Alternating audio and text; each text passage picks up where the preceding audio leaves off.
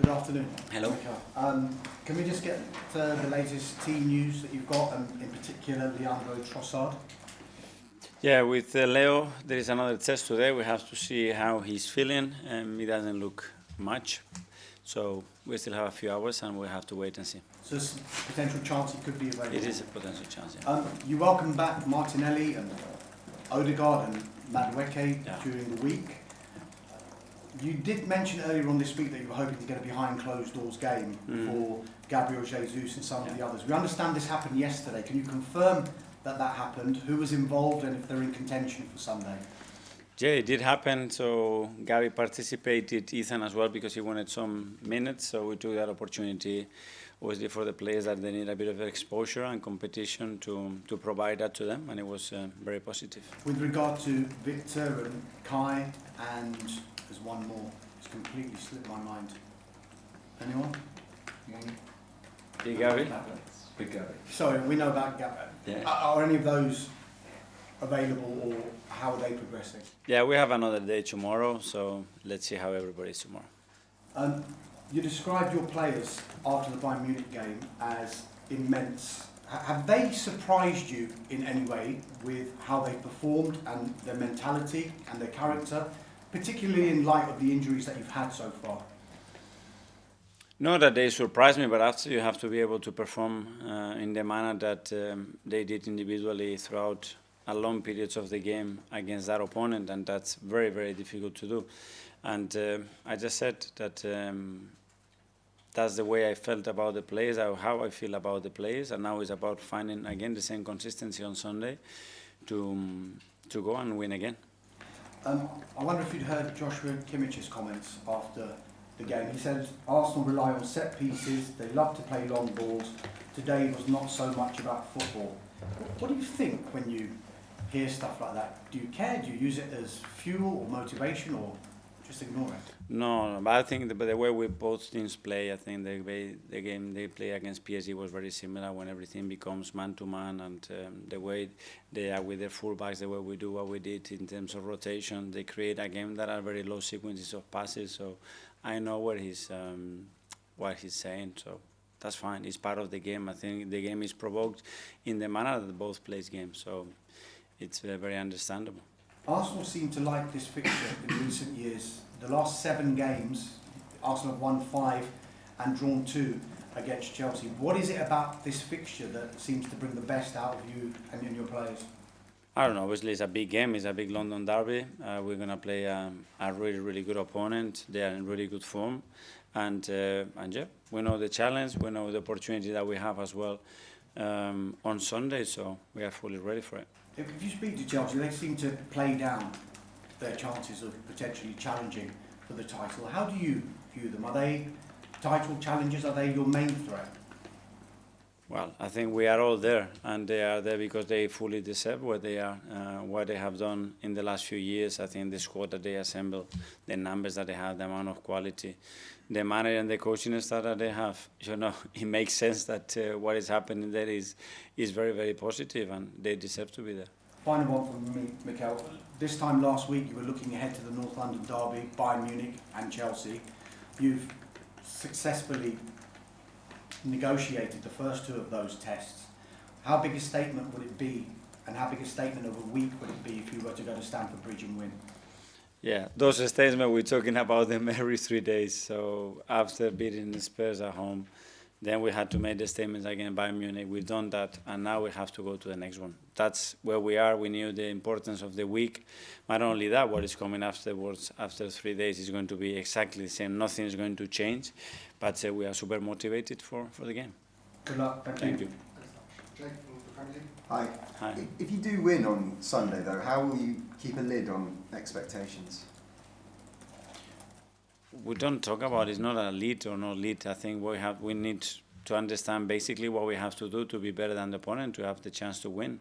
And if we are able to accomplish that, we'll be to do the same in the next game. Nothing was going to change. And on Sunday, Piero Hincapié obviously played against Tottenham, then you had Mosquera playing midweek. Did Hincapié do enough to keep his place in the Premier League team last week? They both have obviously a really good possibility. Piero is played as a left back as well, which is another option that we have in relation to the opponent, the game, the state that the players are in. Miles as well is obviously a very good option that we have there.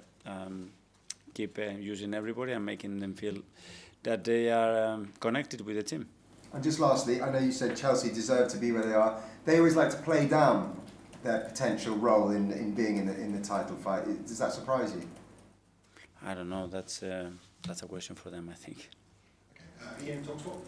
Hi, Mikel. How are you? Very good, thank you. The Premier League leaders and team that are going really well in Europe, yourself against the world champions in Chelsea. Is this the biggest game of the season so far?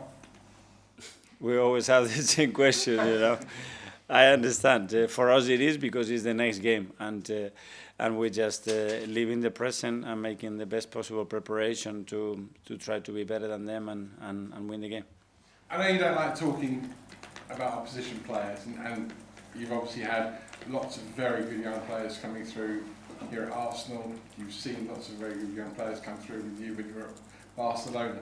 Can you give me an idea of how exciting Esteval looks for Chelsea compared to all the players you'd have known at 17, 18? I don't want to talk individually. When you look at the players that they have, the squad that they have, the quality that they have in those forward positions is immense, and they've done that really well. They have recruited over the years top talent, and it's not a coincidence where they are.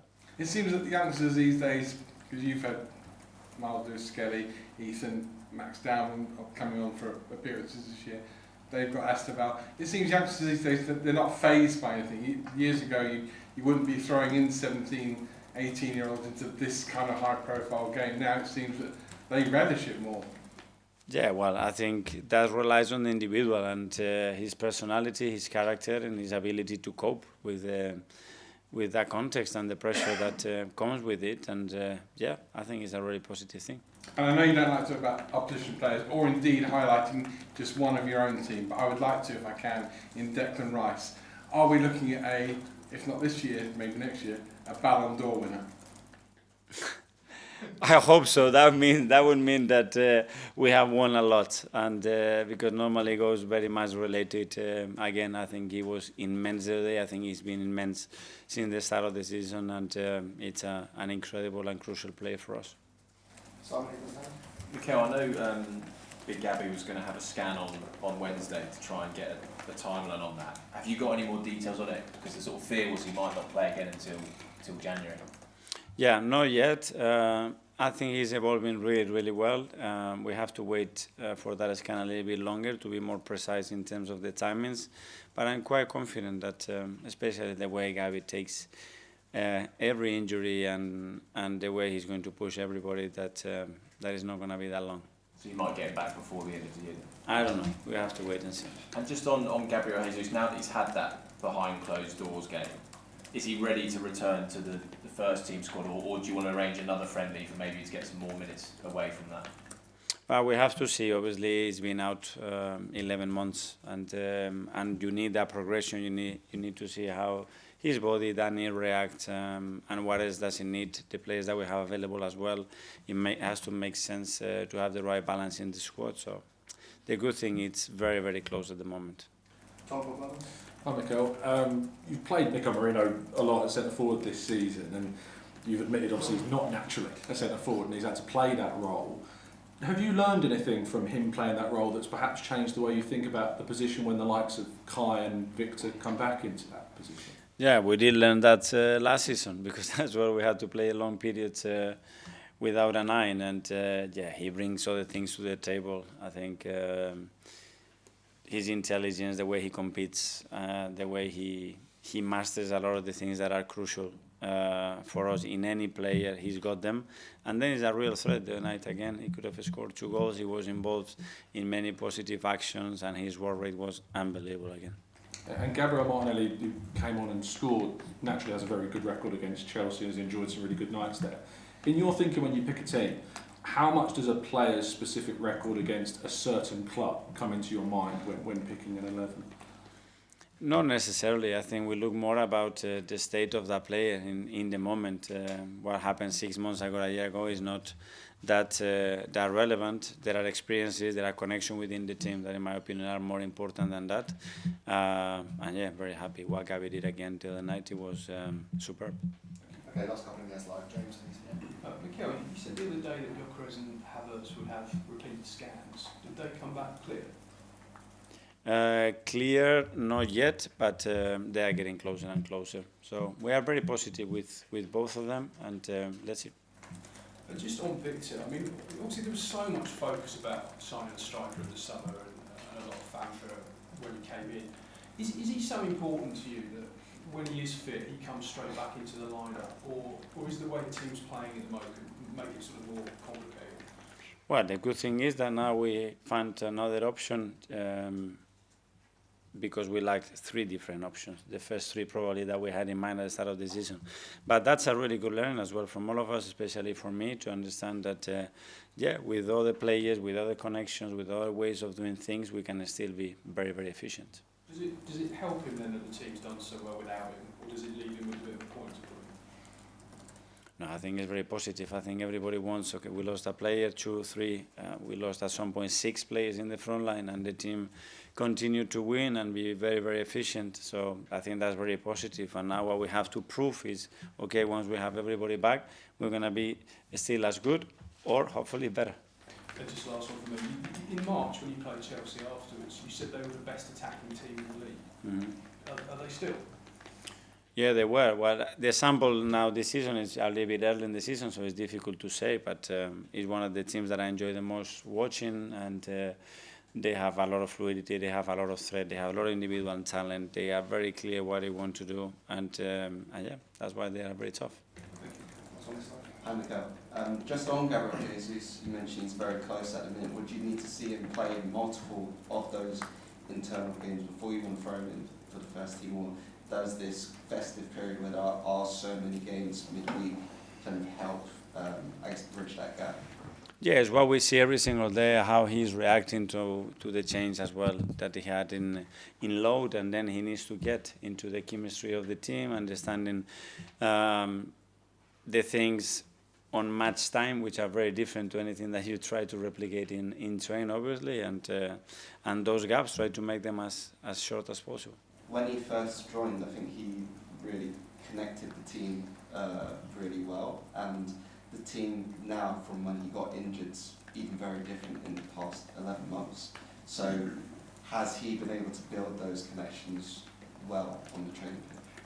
Yes, well, it's been always one of Gabi's quality, the capacity to relate and connect and make other players around him better. And he still has that, and now he needs to find a way to do it with, as you mentioned as well, some very new players. And over the last 2-3 years, I think there's been moments where I think you can see the team going to another level within a game. So one of the first ones that sticks in my mind was the Liverpool game where Martinelli scored after a minute, and that seemed like a real mental shift in the team. And the Bayern game in midweek felt similar. I was just wondering if you kind of felt that and what you took from that game in terms of a mental kind of state. Well, obviously it brings certainty, security, and really positive energy every time you beat top opponents. When we did in the derby, it helped to generate that momentum and that belief for the next game. We did it against Bayern, and now we have to carry that against Chelsea. But it's just on the moment for the next day, and we have to use it in the right way.